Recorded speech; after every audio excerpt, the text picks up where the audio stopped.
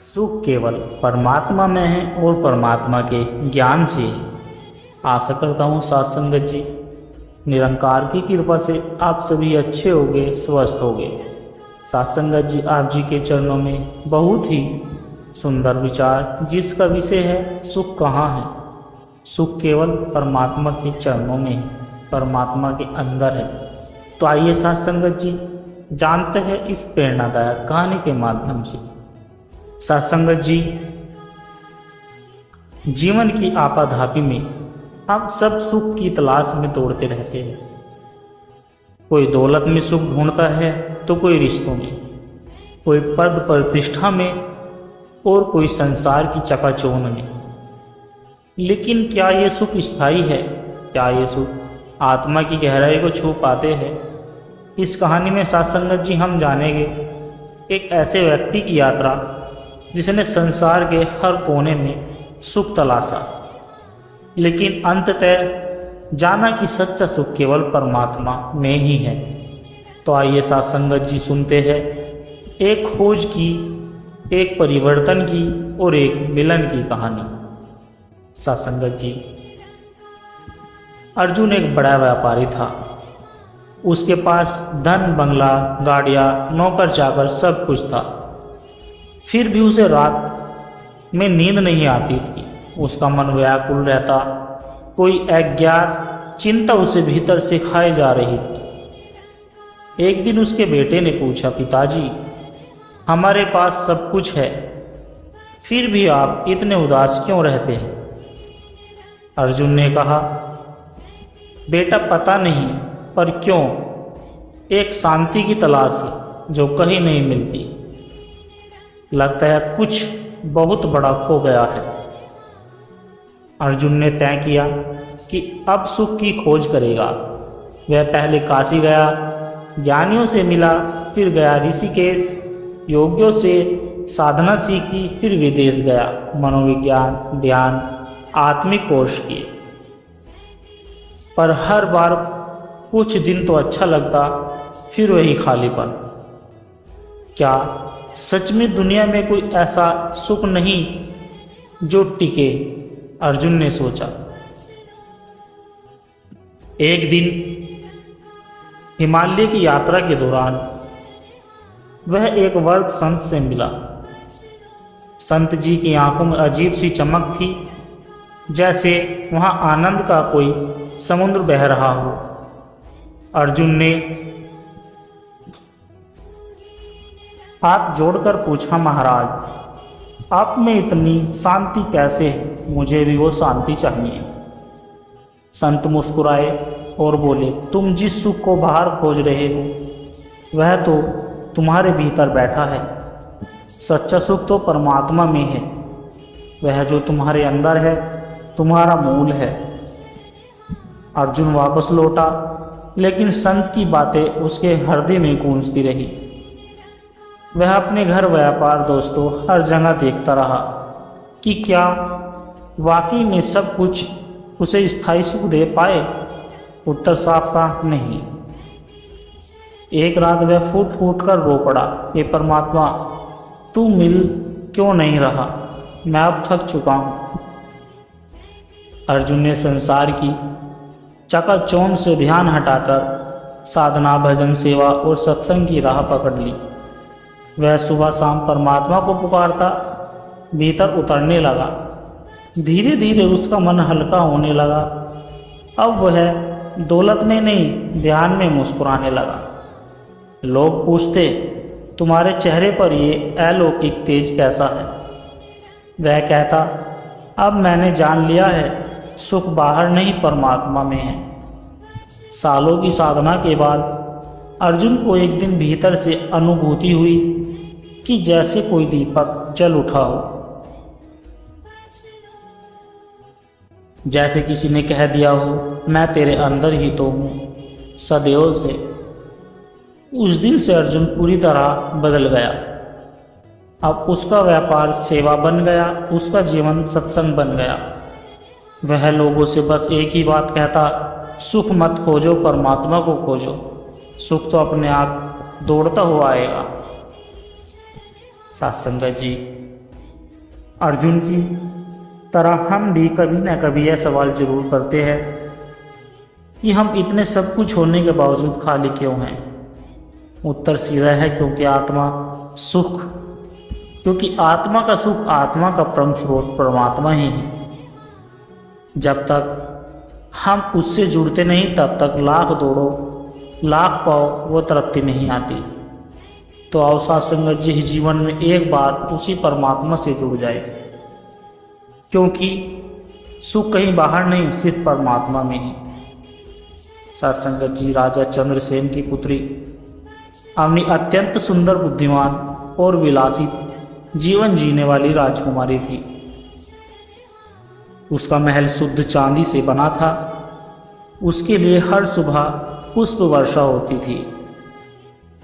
राजा ने उसके सुख के लिए नृत्य, संगीतज्ञ, विज्ञान कारीगर सब कुछ उसके चारों ओर बसा दिया था। लेकिन अवनी के अंदर एक खालीपन था जो किसी से नहीं कहा जाता था।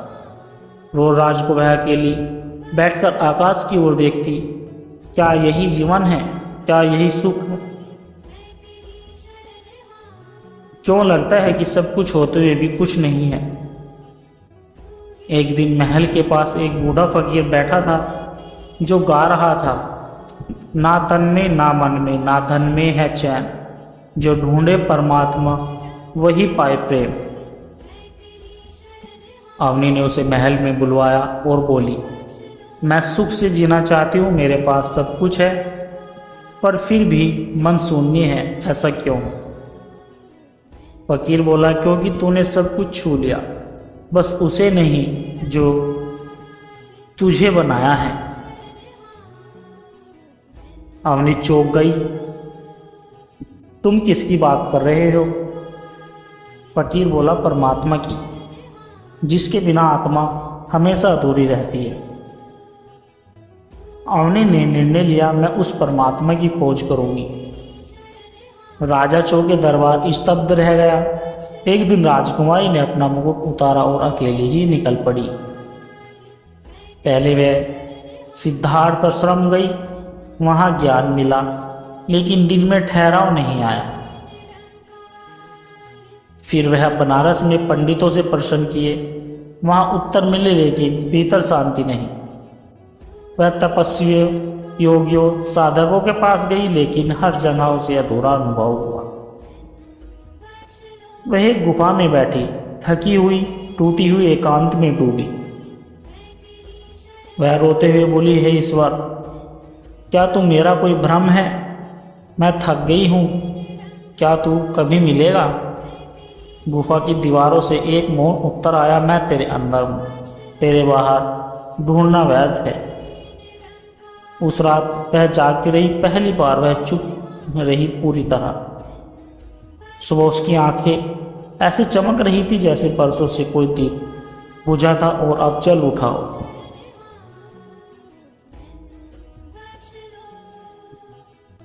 अब अवनी ने ध्यान की एक नई विधि अपनाई। बोलना बंद कर दिया, केवल श्वास पर ध्यान केंद्रित किया। हर दिन वह आत्मा को महसूस करती और हर दिन वह महसूस करती कि कोई उससे बातें कर रहा है। मैं तुझसे कभी अलग था ही नहीं, तू ही मैं हूँ। अब वह आनंदित हो उठी। कोई बाहरी वस्तु, न कोई संगीत, न कोई स्थान, बस भीतर का स्वाद, भीतर का संवाद। वह बोली, अब मैं जान गई, सुख तू है, तू जो मेरे भीतर था, बस मैं बाहर देखती रही। 6 महीने बाद वह एक सुबह अवनी वापस महल में लौटी। लोगों ने देखा वह वही राजकुमारी है, लेकिन अब उसकी चाल में कुछ और था। उसकी मुस्कान, उसकी दृष्टि, उसकी मौन भाषा, सब में परम शांति थी। अब वह उसी महल में रहती थी, लेकिन अब महल उसे बांधता नहीं था। उसे नगर में एक सत्संग स्थल बनवाया। वहाँ वह रोज आध्यात्मिक चर्चा करती, राजा और रानियां, मंत्री और साधु सभी उससे कहते, तुम्हारे शब्द नहीं, तुम्हारा मौन भी हमें सुख देता है। हमने अब राजकुमारी नहीं, आत्मवीनी बन गई थी, एक ऐसी साधिका जो सब कुछ पाकर सब कुछ छोड़ चुकी थी। वह कहती, परमात्मा कोई विचार नहीं, कोई स्थान नहीं, वह तो वही है जो इस क्षण की गहराई में है। सुख वही है जो अब है, भीतर है, पूर्ण में है। लोग कहते, हमें भी वो सुख चाहिए। वह कहती, तो खुद से पूछो मैं कौन हूँ। और जब तुम मौन हो जाओ, परमात्मा स्वयं बोलेगे, मैं ही सुख हूँ, मैं ही तू है। अब निवर्द हो चुकी थी। अब वह शरीर से कमजोर थी, लेकिन भीतर बाल जैसी चंचल आत्माएं लिए जी रही थी। एक दिन ध्यान करते हुए उसकी सांसें शांत हो गई, मानो आत्मा परमात्मा में लय हो गई है। लोग कहते हैं, उस दिन पूरे नगर में एक दिव्य गंध फैली थी और आकाश में किसी ने कहा, जिसने भीतर के परमात्मा को पाया वही सच्चा सुखी हुआ। साथ संगत जी, पहाड़ों की तलहटी में बसे एक छोटे से गांव शिवपुर में एक लड़का जन्मा, जिसका नाम ईशान था। ईशान बचपन से ही अलग था, न ज्यादा खेलता, न धन की बात करता। उसे आकाश देखना, नदियों की आवाज़ सुनना और एकांत में बैठकर कुछ सोचना अच्छा लगता था। उसकी माँ कहती थी, ईशान, तू किसी और दुनिया से आया है लगता है। जब सब बच्चे राजा रानी बनते, ईशान आंखें बंद कर बैठकर कहता, मुझे कोई खोज करनी है, कोई मुझे अंदर बुला रहा है।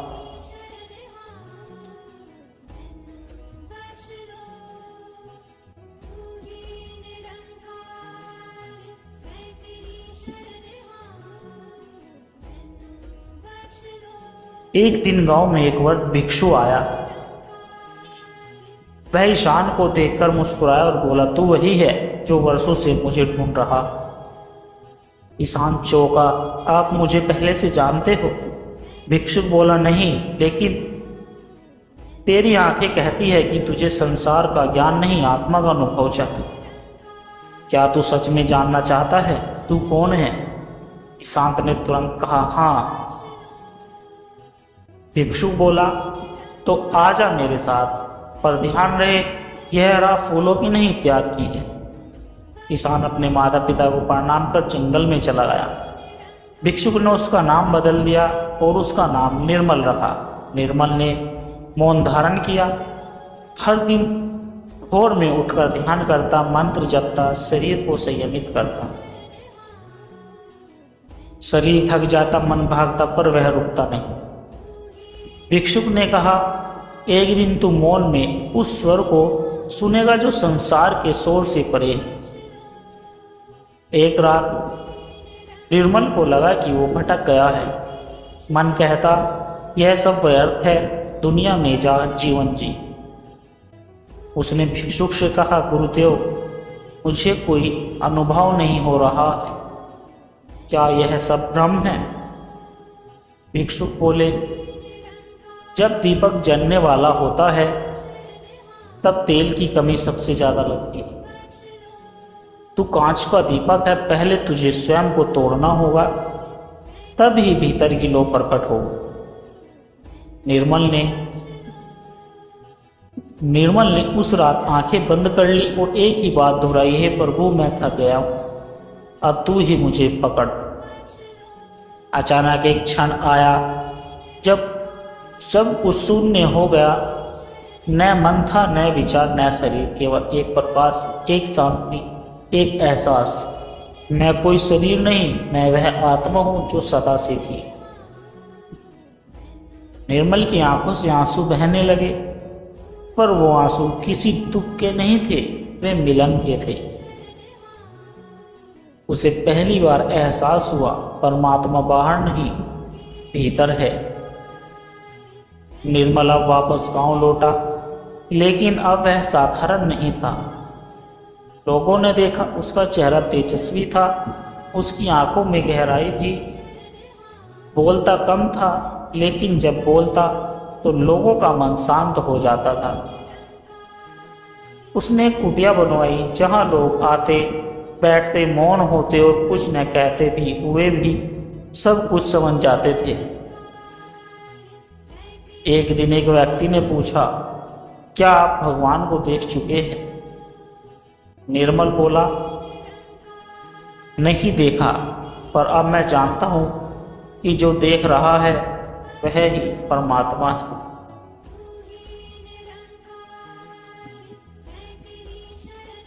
सालों बीत गए, निर्मल अब वृद्ध हो चला था। एक सुबह वह शांत स्वभाव में बैठा था, आंखें बंद थी, शरीर स्थिर था। लोगों ने सोचा वो ध्यान में है, लेकिन जब सूरज ढला और वह नहीं उठा तब समझ में आया कि वह शरीर छोड़ चुका है। पर वहां कोई शोक नहीं था।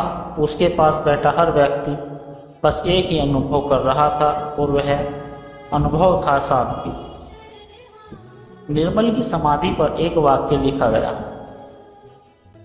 जो कुछ इस प्रकार है कि जिसने आत्मा को पाया उसने परमात्मा को पाया, और जिसने परमात्मा को पाया वह स्वयं सुख का बन गया।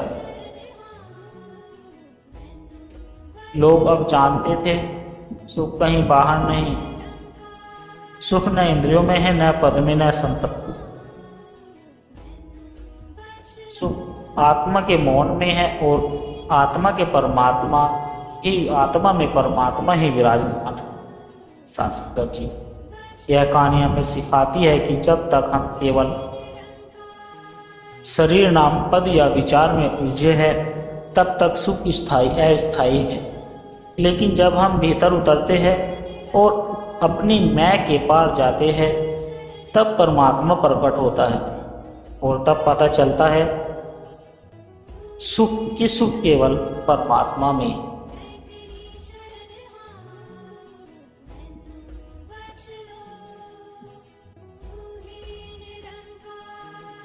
साथ संगत जी, थक कर बैठ जाना मंजिल से दूर कर सकता है, लेकिन एक कदम और बढ़ाना इतिहास रच सकता है। अगर रास्ता कठिन लग रहा है तो समझ लो तुम सही रास्ते पर।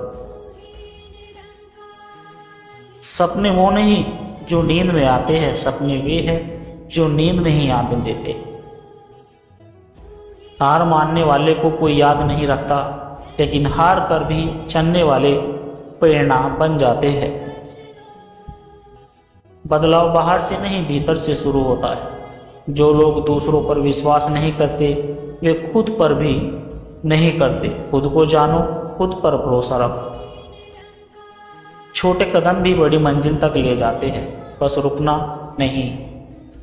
खुद को कमजोर समझना सबसे बड़ा अपराध है।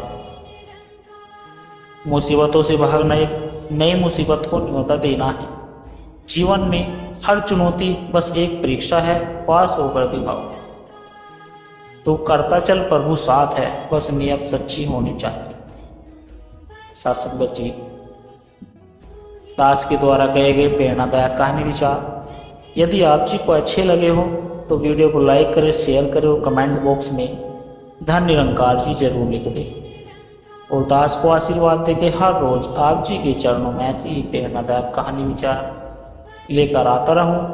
और संगत जी, दास के चैनल सोना इंस्पायर विचार को भी सब्सक्राइब जरूर कर दें। संगत जी, प्यार से कहना धन निरंकार जी।